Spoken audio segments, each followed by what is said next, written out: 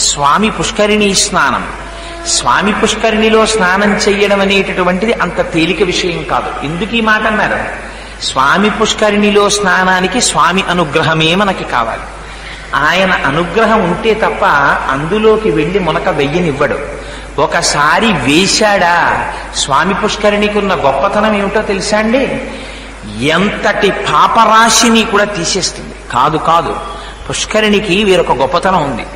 పుష్కరిణిలో స్నానం చేస్తే ఈ శరీరమునకు ఉండేటటువంటి అనేక రుగ్మతలు నశిస్తాయి. కాదు, శరీరమునకున్న రుగ్మతలే కాదు, మానసికమైనటువంటి రుగ్మతలు నశిస్తాయి. దీని గురించి పురాణంలో ఒక కథ ఉంది. ఒక మహారాజు కొంతకాలం అరణ్యంలో వేటాడుతూ ఉండగా ఆ ఎదురుగుండా కనపడినటువంటి సింహం వెనకాతల వేట కోసమని వెళ్ళి ఆ సింహం తనని వెంట తరిమేటప్పటికి భయపడి ఒక చెట్టెక్కి ఆ చెట్టు మీద ఉండేటటువంటి భల్లూకం తనకి ఆశ్రయం ఇచ్చినా సరే కృతజ్ఞ బుద్ధితో నిద్రపోతున్న భల్లూకాన్ని సింహం మాటలు విశ్వసించి పైనుంచి కిందకి తోశాడు. ఆయన గంధర్వుడు. ఆయన పైనుంచి కింద పడిపోతూ ఆ భల్లూకం తన స్వస్వరూపాన్ని పొంది కృతజ్ఞతతో ప్రవర్తించావు కనుక లక్ష్మణుడు అంటాడు కిష్కింధకాండలో, బ్రహ్మగ్నీచ సురాపేచ చోరే భగ్నవ్రతే తథా నిష్కృతిర్విహితా సిద్ధి కృతఘ్నో నాస్తి నిష్కృతి. బ్రహ్మగ్నీచ, బ్రహ్మహత్య చేసినటువంటి వాడికి ప్రాయశ్చిత్తం ఉంది. సురాపేచ, కళ్ళు తాగిన వాడికి ప్రాయశ్చిత్తం ఉంది. చోరీ, దొంగతనం చేసిన వాడికి ఉంది. భగ్నవ్రతే తథా, వ్రతం చేస్తానని నీళ్లు ముట్టుకుని సగం వ్రతం చేసి లేచిపోయిన వాడికి ప్రాయశ్చిత్తం ఉంది. కృతజ్ఞో నాస్తి నిష్కృతి, ఒకడి వలన ఉపకారమును పొంది తాను ప్రత్యుపకారము చెయ్యవలసిన సమయం వచ్చినప్పుడు ముఖం చాటు వేసిన వాడెవడున్నాడో వాడు కృతజ్ఞుడు. అటువంటి కృతజ్ఞుడికి మాత్రమే శాస్త్రంలో ప్రాయశ్చిత్తం లేదు. అటువంటి కృతజ్ఞతతో నువ్వు ప్రవర్తించి నేను నిద్రపోతుండగా కిందనున్న సింహానికి ఆహారంగా నన్ను పైనుంచి కిందకి తోసివేశావు కనుక నీవు మతి చెలించిన వాడవై తిరుగుదువుగాక అని శపింపబడ్డాడు రాజు. ఆ సింహం వెళ్ళిపోయింది. ఈయనకి పిచ్చెక్కి తిరుగుతున్నాడు తిరుమల కొండల మీద. తండ్రికి తెలిసింది వార్త. తీసుకుని వెళ్ళాడు. ఉన్న ఒక్క కుమారుడికి పిచ్చి వచ్చిందని బాధపడ్డాడు. బాధపడితే ఒకానొక నాడు అదృష్టం కలిసి వచ్చింది. ఏనాడు ఇంటికి మహాపురుషులు వస్తారో ఆనాడే ఆ ఇంటికి సౌభాగ్యం. ఊరక రారు మహాత్ములు వా రథముల ఇండ్ల కడకు వచ్చుటలెల్లం కారణము మంగళములకు, నీవొచ్చుట శుభము మాకు నిజము మహాత్మ అంటాడు దశమస్కంధంలో. అందుకని ఒకనాడు వచ్చారు ఒక మహాత్ముడు.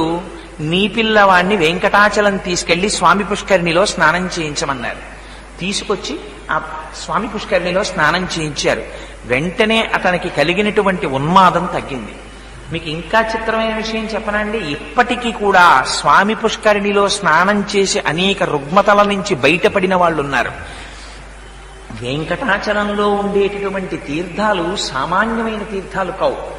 మళ్ళీ ఆ తీర్థాలకి కొన్ని తిథులున్నాయి.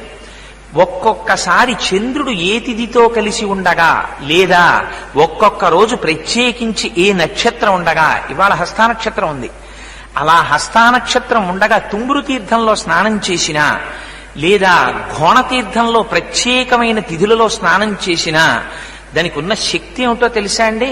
ఒక్కొక్కడికి ఒక్కొక్క లక్షణం ఉంటుంది. వాడు ఎంత పెద్దవారు అవనివ్వండి, వారి గురించి మాట్లాడవలసి వస్తే వారండి అబ్బో చాలా గొప్పవారండి అని వాడి జీవితంలో వాడు అనడు.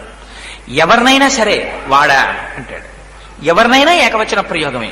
వాడా నాకు తెలుసు, వాడెంతటి వాడంటాడు. ప్రతివాడిని ఏకవచన ప్రయోగమే. ప్రతివాడు వీడికన్నా తక్కువ వాడే. వీడు ప్రపంచానికి అంతటికి వీడు అధికుడు అన్న భావనతో, అంత అహంకారంతో మాట్లాడే వాళ్ళు ఉంటారు. అటువంటి వారిని కూడా ఒక ప్రత్యేకమైనటువంటి తిథి కలిగి ఉన్ననాడు తీసుకుని వెళ్లి స్నానం చేయిస్తే అటువంటి వారిలో మానసికంగా మార్పులు వచ్చి పరమభక్తితో ప్రవర్తించిన సందర్భాలున్నాయి. ఆ నీటికున్నటువంటి శక్తి అటువంటిది. ఎందుకనంటే ఆ కిరణ ప్రసారం చేత ఆ కొండల మీద ఓషధులకి తగులుతూ అవి వచ్చి పడినప్పుడు, అందుకే సంజీవనం సమస్తస్య జగత సలిలాత్మిక భవ ఇత్యుచ్యతే మూర్తిర్భవస్య పరమాత్మన అంటారు లింగపురాణంలో వ్యాస భగవానుడు. అసలు నీటికి ప్రాణిని నిలబెట్టే శక్తి ఉంది. ఆ నీరు లేకపోతే మనిషి బతకడు. నీరు లేకపోతే సంధ్యావందనమే లేదు, ఇంకా ధర్మం ఎక్కడింది.